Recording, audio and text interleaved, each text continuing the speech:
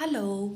احد الفانز طلب مني اني اصور فيديو عن ازاي بتكلم ان انجلش كل وقت السيشن من غير ما اضطر ان انا اتكلم عربي خالص.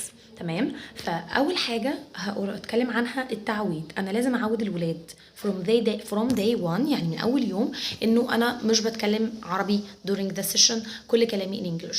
طيب حد ممكن يقول لي ازاي والولاد هيبقوا مسبهلين وباصين لي ومش فاهمين حاجه؟ عادي جدا، عادي جدا جدا. يعني انا اتقالت لي اوقات تبقى اول سيشن للولاد فيقولوا لي هي المس دي بتتكلم انجليش واحنا مش فاهمين حاجه. طبيعي، عادي جدا تستوعب الكلام ده وما تغيرش موقفك وتفضل speak in English all of the time. طيب بتصرف ازاي؟ بحاول اوصل لهم انا عايزه اقول لهم ايه بالبادي لانجوج والفيس لانجوج بتوعي، يعني بلغه الجسد ولغه وشي، body language and face language. انا عايزه اقول ايه in English. طيب كمان لازم اعودهم على اوردرز معينه. يعني when he needs the toilet he has to say toilet please. لو هو محتاج ميه water please. لو هو محتاج يقفل البوتل فتجيلي الطفل بتقول لي مثلا اقفلي لي البوتل يا مس، فبقول لها say close it please. يعني انت تحاولي تعودي الطفل هو يقول كل الاوردرز دي in English كل الوقت. اوكي. طيب مثلا هو الطفل عاوز ان هو يرفع ايده you have to say me miss. هتلاقيهم بيقولوا لك يا مس انا يا مس، هنقول لهم we say انا in the session in English session we say انا، فهيتعودوا ان هو ميمس. اوكي. طيب دلوقتي هبدا اشرح. هي اللي بعتت لي السؤال يعني مش عندها مشكله في الشرح الانجليش، هي عندها مشكله انه في بعض الاوردرز هي مش عارفه تقولها في الشرح بالانجليش. يعني زي مثلا ان انا هقدم حرف جديد، فهتكلم ازاي ان انجلش وانا بقدم حرف جديد؟ اول حاجه انا لازم اقعد كل الولاد سايلنتلي خالص، محدش يتكلم. بعلمهم ازاي ان هم ما يتكلموش خالص during the session. ممكن اقول له zip your mouth. zip your mouth كأن في سوست على بقنا وبنقفلها. zip your mouth. open the zip. بيتكلموا. close the zip بيقفلوها وما بيتكلموش. تمام. بعد ما بيسكتوا خالص ببدأ ان انا how to attract their attention. ببدأ الفت نظرهم ازاي هما ساكتين خالص ومنتظرين الحرف الجديد. لو هو حرف جديد او حرف يعني تاني حرف او whatever الوضع، انا بمسك له الكارد وبقول له who can tell me what is this letter, what is the name of the letter. فهو بيتعود انه it's A my name is فاطمة your name is سلمى and this is A. فكده بيفهم انه انا اسمي فاطمة انتي اسمك سلمى this is letter A. واحدة واحدة هتلاقيه by repetition بالتكرار هو خلاص فهم انتي قصدك ايه. تمام. طيب letter A what's your sound, can you tell me what's your sound. طبعا الطفل قاعد مش فاهم يعني ايه what's your sound دي، فانا بقول انه مس فاطمة makes the sound of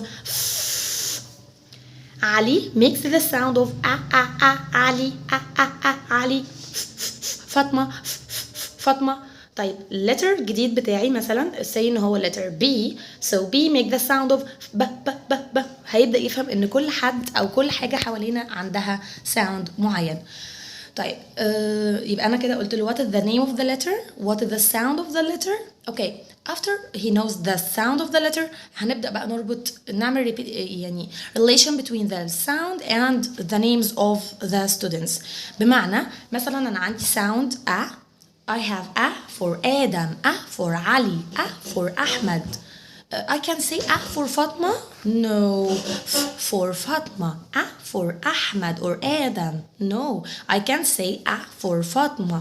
فهو كده بدأ يربط ويعمل لينك في مخه بين الساوند اوكي وبين انه اسماء الاشخاص. بعد ما اديله العلاقه بين الساوند واسماء الاشخاص ببدا ادخل على الريليشن بقى بين الساوند وبعض الفوكاب اللي عندي زي A for apple, A for ant, whatever. اوكي. طيب انا دلوقتي هشرح فاميلي جديده. هقول ازاي للطفل بالانجلش انه حرفين بيعملوا لي صوت. فهقول له مثلا say الحرفين اللي هم A and Y مثلا، فهقول A and Y make the sound A. A and I make the sound A.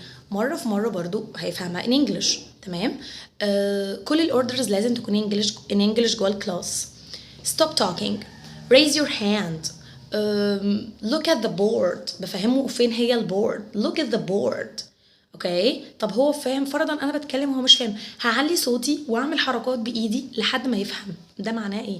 look at the board، وخبط على البورد عشان يفهم انه look at the board اللي هي قصدي بص على البورد اللي هي السبوره. catch your pencil، نمسك البنسل. what is your eraser؟ يعني كل الاوردرز اللي I have to say it in English all of the time from day one and from the first session I have to speak and say it in English. تمام. طب فرضا الطفل يعني مش جايب معايا قوي، ما يقاسش، مرة في مرة هنلاقي الطفل ان هو استجاب كويس جدا. دلوقتي فرضا انا كتبت كلمة على البورد وعايزة الولاد يقروها، فهقول لهم مين يقراها ازاي بالانجلش؟ who can read who can read the word who can read the word who can read the word. مرة في مرة هيفهم انا اقصد ايه بالظبط. اوكي، طيب مسحت الكلمة ودلوقتي عايزة حد يكتب كلمة معينة. who can write the word كذا، واعمل كده بايدي who can write the word كذا، فهيفهم ان write يعني يكتب. كل ده جاي بالتكرار، يعني اول سيشن هتلاقي ان الولاد مش فاهمين حاجه خالص ان انجلش ومبلمين ومفيش اي استيعاب. هتيجي على بعد كام سيشن، انا اوقات بالولاد بيقولوا لي جمل ان انجلش خلال السيشن، يعني مثلا فمثلا اديت لهم ساوند فهقول لهم ايه الحرف اللي بعده، فمثلا قلت لهم this is a what is the next sound مثلا، فبلاقي ناس انت اوقات اطفال نفسهم هم اللي بيقولوا لي what is the next sound يا بس. يعني هما مرة في مرة هتلاقيهم استوعبوا والموضوع بقى بسيط جدا بالنسبة لهم وبقوا فاهمينك in English. بالعكس ده بعد كده لو نطقتي كلمة عربي هيستغربوا جدا.